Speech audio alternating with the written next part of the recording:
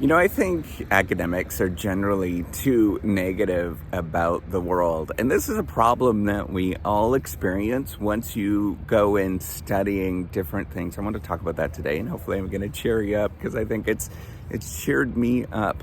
So one of the things that we tend to do, because we study the world, we tend to be very, very critical of the world, and we start to have these really strong feelings about the world is going to crap, the world is falling apart. That any given moment, I want you to sort of think about this. This is an easy thing for all of us to go through these experiences once you start studying it, because generally I think academic literature tends to be very, very negative about the world. It tends to be very, very critical about the world, and I think that's actually a problem, and I would love to change that. I think we need to start focusing on more optimistic things, but at the same time there is a sort of critical nature and very negative nature that's built into the whole mechanism. And so you start breaking things down, and you pick the area, you break it down, and you start to realize that, man, everything's going to fall apart. And everything is so fragile. And that's the truth. It actually is, right? Like, everything in this world is very fragile, and things are ready to fall apart at any given time. However, at any given time, I want you to think about how we stand compared to human history. And even beyond that, I want you to think many, many years ago to millions of years ago, and think about how the world was so much more different then than it is today.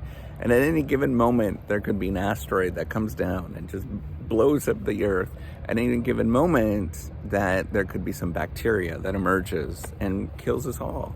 There could be some virus that comes out. At any given moment, there could be a civil uprising that occurs and then destroys everything. I want you to think about all these moments where we've experienced and we understand that it's happened. And I want you to think about today and how good we are actually doing at any given moment. I want you to think back even 30 years ago. And I want you to go onto a map. This is kind of a fun exercise for you to do. Go onto a map, turn that globe around. Nobody's got globes today. Go onto Google Maps and point at a country.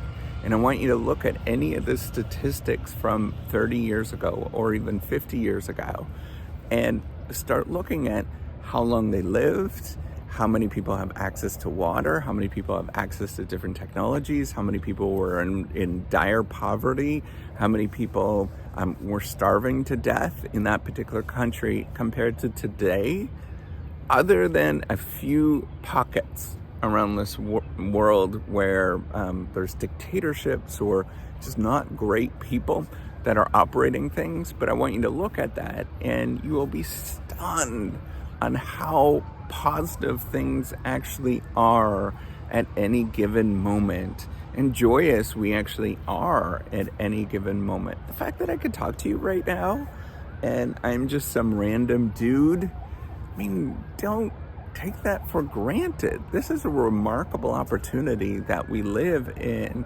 and we could do an amazing amount of positive things, right? I want us to stop being so negative about the world. I know that there is a lot of stuff that's going on, and you pick up the news, you do any of that kind of stuff that is enticing. But remember, all of that stuff, the reason why they show that stuff is because it's enticing. We pay attention to that.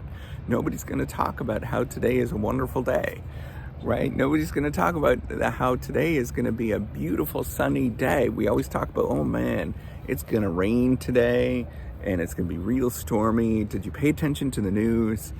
I want you to think about all these moments, and instead of focusing on all of that negative stuff, which we have a tendency to do, and that's built into not only sort of the general culture of how things actually operate in this world, but it's built into how we understand the world in terms of the academic literature and what that actually looks like.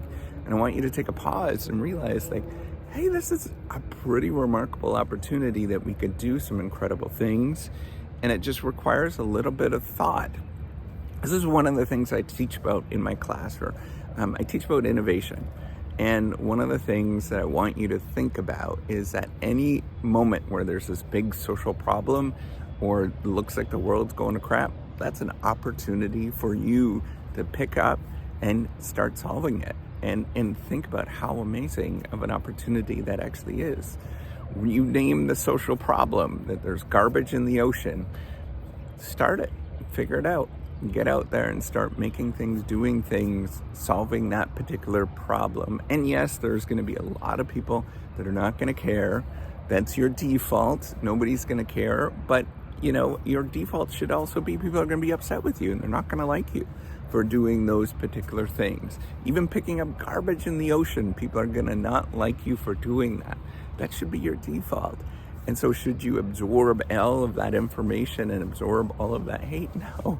Start going on your very merry old way and just loving life, realizing that we live in a moment where we are fortunate enough to decide to pick up things in the ocean, to do things that are incredibly difficult.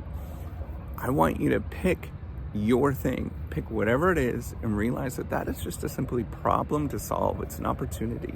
It's a remarkable opportunity for you to do incredible things where you can go and inspire, change the world, make sure that there's other people that are feeling better, because there's going to be another generation that's going to come about. And yes, that whole generation, in 5 years, the whole world can implode and that generation doesn't exist anymore. But that's a bit of the mystery of what we actually do, is that the next day might not be here. And so why not appreciate today? Why not appreciate how we feel at this given moment, so we can go and do incredible things and realize just how fortunate that we actually are to some degree.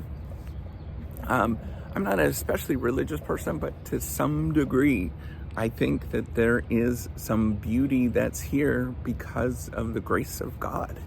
And that's the only thing that I can think about is, why does this all exist? What's the big thing? And maybe it's many gods. I don't know. Maybe it's whatever, right? I don't know what it is. And maybe it's not even a higher being or anything like that. But it's just remarkable to be here. We are essentially a group of weird cells that I am sitting here, a blob that I can talk to you. You can understand the fact that I'm actually speaking to you and I'm saying all these weird noises and high-pitched things. And at any given time, all of this can disappear. And I just want you to think about how amazing it is to have this opportunity to be here and live in this universe, to do the things that we do. Take that moment. And, another thing is that you might not do anything that you think is spectacularly big, but that's part of the mystery. That's part of what you actually are supposed to do. That you never know what your contributions are to this world. You might maybe give birth to somebody and you feel that you haven't done anything. Well, that person could go and have another baby and six generations go down the road, and that person is the leader of Earth at that point, and changes the way that we understand things and make sure that everybody has access to all of the glorious things that we're going to have access to in 6 generations. I want you to think about that. You are privileged. It's an opportunity. And why not start living this opportunity? Why not start recognizing how beautiful the world actually is? All right, take care and have a wonderful day. Bye.